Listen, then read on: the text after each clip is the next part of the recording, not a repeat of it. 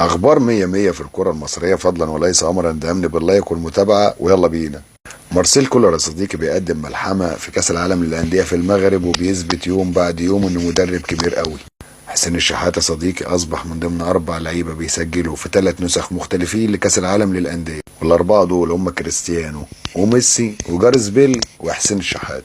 وبيرسي تاو رجع يرقص تاني رقصته يا صديقي، وكان مبسوط جدا انه جاب الهدف، وواضح ان هو كان محتاج الهدف ده جدا في كاس العالم. الفولت العالي يا صديقي اللي مارسيل كولر بيراهن عليه لحد دلوقتي بعد نزوله مباشرة بيصنع الهدف لبيرسي تاو، هدف مزيكا.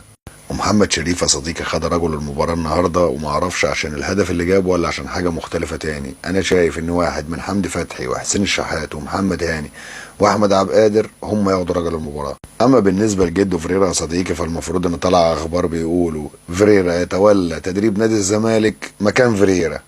استاذ مرتضى منصور يا صديقي رئيس